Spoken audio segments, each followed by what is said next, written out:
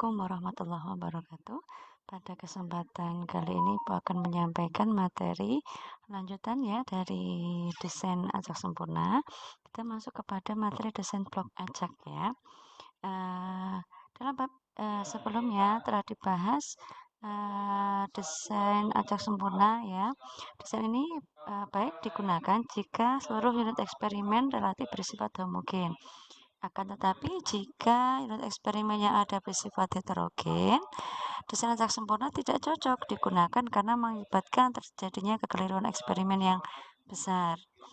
Desain blok acak dirancang sedemikian rupa sehingga masalah terkait heterogenitas suatu data dapat diselesaikan. Kasus dalam desain blok acak ini ada kalanya banyaknya unit-unit eksperimen yang dikenai perlakuan memadai sehingga memungkinkan untuk mengisi semua blok yang tersedia. Kasus seperti ini dapat diselesaikan dengan menggunakan desain blok lengkap acak. Tetapi ada kalanya pelakuan yang direncanakan tidak mungkin dilakukan secara keseluruhan, sehingga tidak semua blok terisi dengan lengkap. Kasus seperti ini diselesaikan dengan menggunakan desain blok tak lengkap acak. Nah, ini sekarang kita menggunakan desain blok lengkap acak dulu ya, atau disingkat DBLA. Desain blok lengkap acak merupakan yang mengelompokkan unit-unit eksperimen ke dalam blok sedemikian sehingga unit-unit eksperimen dalam blok relatif bersifat homogen. Kemudian unit-unit eksperimen di dalam unit eksperimen di dalam blok tersebut dikenai perlakuan secara acak. Ya, dalam perancangan desain blok acak, banyaknya unit eksperimen di dalam sebuah blok sama dengan banyaknya perlakuan yang sedang diteliti. Akhirnya di sini kita lihat ada 4 ya, ada 4 variabel yang mempengaruhi ya, YIJ ini ya. Ini adalah variabel yang diukur, ini nanti variabel yang mempengaruhi. Ada mu yaitu rata-rata efek umum, kemudian beta yaitu efek adanya pemblokan, kemudian P-nya ini efek adanya perlakuan, dan epsilon ini adalah efek unit eksperimen dalam blok ke I yang dikenai perlakuan ke J. Nah, jadi ini adalah variabel atau unit eksperimennya itu dipengaruhi oleh ini ya, oleh 4 hal ini. Nah, kemudian secara umum skemanya akan seperti ini ya. Di sini ini adalah perlakuannya. Di sini adalah perlakuannya, ini adalah bloknya ya. Di sini ada ketentuan bahwa blok ya, di dalam perancangan desain blok ini di dalam sebuah blok sama dengan banyaknya perlakuan ya. Jadi di sini banyaknya blok ini sama dengan banyaknya perlakuan seperti itu. Di sini keterangannya ya JOJ. Nah, J itu kan perlakuan ya. I itu adalah blok ya. Berarti JOJ itu yang ke samping ini ya, yang ke samping ini jumlah dari perlakuan 1, jumlah perlakuan 2, jumlah perlakuan 3, dan jumlah perlakuan yang ke P seperti itu. Kemudian JIO ya, I-nya itu adalah blok ya. Jadi JI itu adalah diambil dari sini, jumlah dari blok 1, jumlah blok 2, jumlah blok yang ke B. Kemudian Y bar OJ berarti rata-rata perlakuan yang ini ya, yang ke samping, yang horizontal. Kalau Y bar IO berarti I itu kan blok ya, berarti YIO itu adalah yang vertikal ini, yang ke bawah ini, jumlah dari rata-rata dari bloknya. Nah, kemudian untuk menyusun daftar ANAVA diperlakukan nilai jumlah kuadrat ya. Ini adalah jadi hampir sama prinsipnya itu nanti adalah dari tabel ya. Kemudian kita membuat jumlah kuadrat seperti yang di desain acak sempurna kemarin. Kemudian setelah membuat jumlah kuadrat nanti masukkan dalam tabel ANAVA. Kemudian nanti kita melakukan suatu hipotesis seperti itu. Nah, di sini kalau kemudian desain acak sempurna kan sigma Y kuadrat, RY, PY, EY ya. Nah, di sini blok ini di sini karena memberikan efek, maka jumlah kuadrat dari karena pemblokan juga kita hitung di sini ketambahan jumlah kuadrat blok ya, BY ya, jumlah kuadrat BY. Nah, di sini kita lihat Saya besarkan ya, sigma Y kuadrat ini adalah apa? Jumlah dari masing-masing unit eksperimen ini ya. Ini dikuadratkan, ditambah ini kuadratkan sampai habis ya. Itu sigma Y kuadratnya. RY ini artinya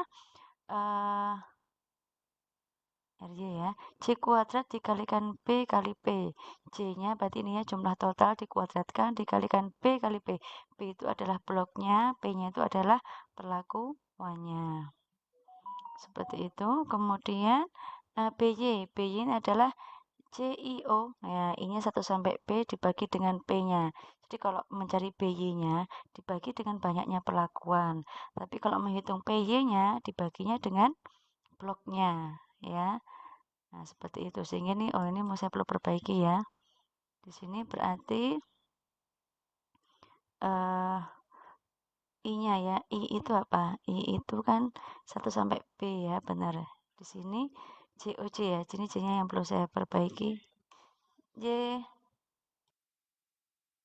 jadi di sini PY-nya adalah COC tadi ya. COC itu artinya dia perlakuan ya, berarti yang ke samping ya, dibagi dengan banyaknya blok. Nah, kadang sering kebalik ya, B-nya yang B-nya jadi bagi P, P-nya dibagi dengan P.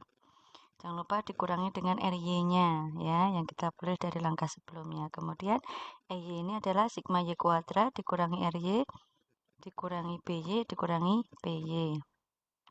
Kemudian nanti dimasukkan ke dalam tabel ANAVA ya, seperti ini. B-nya adalah bloknya, P-nya adalah pelakuannya. Kemudian hipotesisnya ini, jadi di sini kita mengasumsikannya dengan model 1 atau model tetap ya. Model tetap itu kami sudah jelaskan bahwa yang namanya model tetap itu adalah suatu model di mana kita mengambil suatu sampel begitu ya, kita kenai pelakuan dan kesimpulan yang diambil dari eksperimennya juga hanya berlaku pada sampel tadi ya, hanya berlaku pada sekelompok yang diteliti tadi, itu namanya model tetap ya. Tidak kalau pada model acak kemarin sudah saya sampaikan bahwa kalau model acak itu ada sampel dari sekelompok populasi. Nah, kemudian hasil dari sampel ini nanti kesimpulannya juga berlaku bagi populasi seperti itu. Mungkin perlu saya tambahi di sini asumsinya ya. Asumsi menggunakan model tetap gitu ya. Nah, yang membedakan apa? Yang membedakan adalah simbol dari hipotesisnya dan kesimpulannya. Cara perhitungannya sama ya, seperti itu. Ya. Kemudian ini kriteria ujinya ya, F hitung lebih besar dari tabel maka hal-halnya ditolak. Nanti kita pakai tabel F ya, seperti yang dicontohkan ya pada minggu lalu. Oke, kita langsung ke contoh ya. Di sini diketahui hasil observasi dari 4 kapasitas merek mesin, misalkan merek ABCD. Di sini merek mesin adalah sebagai pelakuan ya. Kemudian mesin-mesin itu diujikan selama 4 hari. Ya, 1, 2, 3, 4. Apakah ada perbedaan rata-rata kapasitas mesin dari mesin-mesin tersebut? Nah, kita lihat di sini. Ini awal mulanya adalah campur. Kemudian di sini kita lihat bahwa masing-masing blok ya, terdiri dari 4 mesin ya. Jadi blok itu adalah satu hari ya. Hari pertama itu artinya blok 1 itu terdiri dari 4 mesin ya, 4 mesin yang merata. Ada mesin A, mesin B, mesin C, dan mesin D. Blok yang kedua juga sama. Jadi 4 mesin ini bisa terbagi rata pada masing-masing hari ya. Setiap harinya itu terdapat 4 mesin yang dilibatkan. Kemudian di sini kita lihat kelompok A ya. Di sini mesin A ini dia seukuran ya. Kita lihat seukuran ya. Di sini yang dikatakan sebagai homogen ya. Mesin A dengan satu ukuran ya.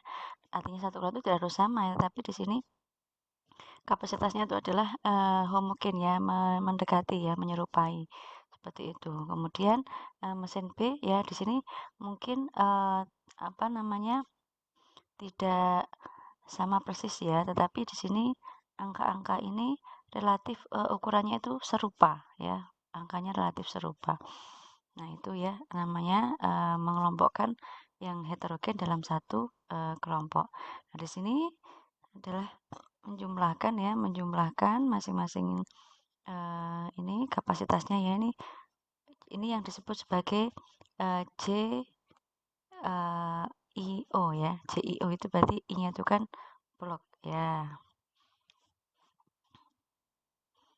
I-nya itu kan blok ya, J-nya perlakuan ya, maka JIO.